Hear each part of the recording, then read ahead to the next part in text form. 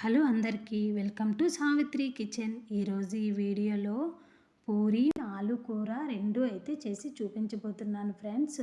చాలా అంటే చాలా బాగా పొంగుతూ అయితే మంచి కలర్లో అయితే ఈ పూరీలు అయితే వస్తాయి. ఆయిల్ కూడా ఎక్కువైతే లాగవండి. ఈ ప్రాసెస్లో మనం పూరీలను అయితే ప్రిపేర్ చేసుకున్నామంటే చాలా బాగా వస్తాయి. చూసారా మంచి కలర్లో ఎంత బాగా పొంగుతూ అయితే వచ్చాయి. ప్రతి పూరి కూడా ఇదే విధంగా అయితే వస్తాయి. మరీ లేట్ చేయకుండా ఎలా ప్రిపేర్ చేసుకోవాలో చూపించేస్తాను రండి. ఈ పూరీలను అయితే ప్రిపేర్ చేసుకోవడానికి ముందుగా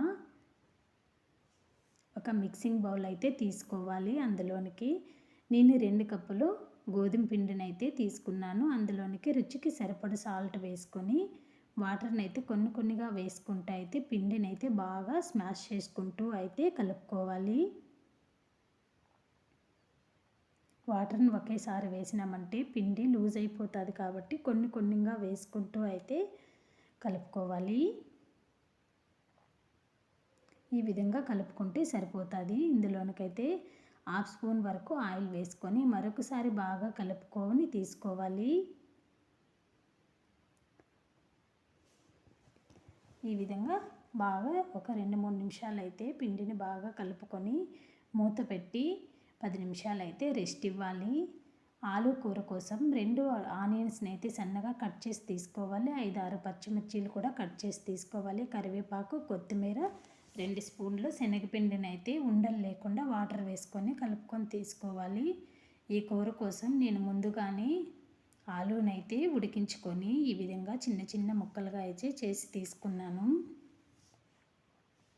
ఇప్పుడు స్టవ్ ఆన్ చేసుకొని ఒక కడాయి పెట్టుకొని 2 స్పూన్లు ఆయిల్ వేసుకోవాలి.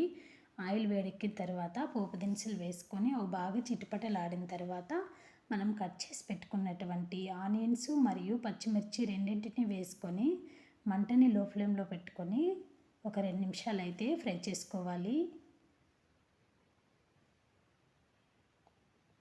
ఈ విధంగా ఫ్రై చేసుకున్న తర్వాత కొంచెం కరివేపాకు, కొత్తిమీర కూడా వేసుకోవాలి. నా దగ్గర కరివేపాకు అందుబాటులో లేదు కాబట్టి నేను కొత్తిమీర మాత్రమే వేశాను. ఈ విధంగా కొత్తిమీర వేసుకున్న తర్వాత ఒకసారి కలుపుకొని మనం ఉడికించుకున్నటువంటి ఆలూను కూడా వేసుకోవాలి. ఈ కూర అయితే పూరీలోకి అయితే చాలా అంటే చాలా బాగుంటుంది మరియు చాలా ఈజీగా అయితే ప్రిపేర్ చేసుకోవచ్చు.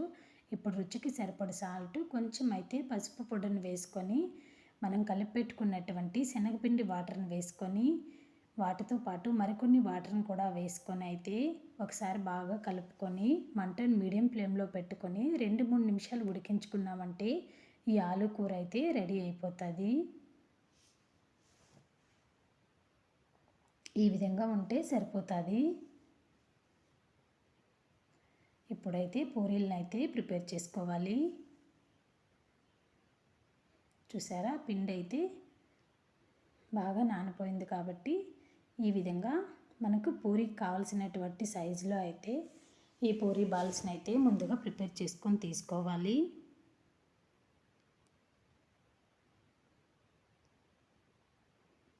ఈ విధంగా రౌండ్గా అయితే మొత్తం పిండిని అయితే ఈ చిన్న బాల్స్ లాగా అయితే ప్రిపేర్ చేసుకొని తీసుకోవాలి. ఇప్పుడు స్టవ్ ఆన్ చేసుకొని ఒక కడాయి పెట్టుకొని డీప్ ఫ్రైకి సరిపడా ఆయిల్ వేసుకొని ఈ పూరీలకైతే ఆయిల్ చాలా అంటే చాలా బాగా వేడిగా ఉండాలి. అప్పుడే పూరీలు బాగా పొంగుతూ వస్తాయి. ఇప్పుడు చపాతీ కర్రకు ఒక్కసారి లైట్గా ఆయిల్ అయితే అప్లై చేసుకొని ఈ పూరీలను అయితే రుద్దుకొని తీసుకోవాలి. ఒకసారి అప్లై చేసుకున్నామంటే సరిపోతుంది.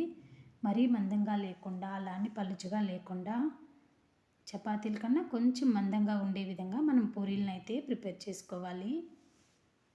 ఇప్పుడు ఆయిల్లో ఒక్కొక్కదాని తర్వాత ఒకటి వేసుకుంటూ 2 వైపులా తిప్పుకొని అయితే కలర్ బాగా చేంజ్ అయిన తర్వాత తీసుకోవాలి. చూసారా పూరీలు అయితే ఎంత బాగా పొంగుతూ వస్తున్నాయో. ప్రతి పూరీ కూడా ఇదే విధంగా పొంగుతూ అయితే వచ్చింది ఫ్రెండ్స్. మీకు మన వీడియో చూసే వాళ్ళకైతే ఒక రిక్వెస్ట్ అండి, వీడియోకి అయితే ఒక లైక్ చేసి మన ఛానల్ని అయితే సబ్స్క్రైబ్ చేసుకోండి. ఈ ప్రాసెస్లో పూరీలు చేసామంటే ఆయిల్ కూడా ఎక్కువైతే లాగకుండా చాలా బాగా పొంగుతూ అయితే వస్తాయి. Thanks for watching.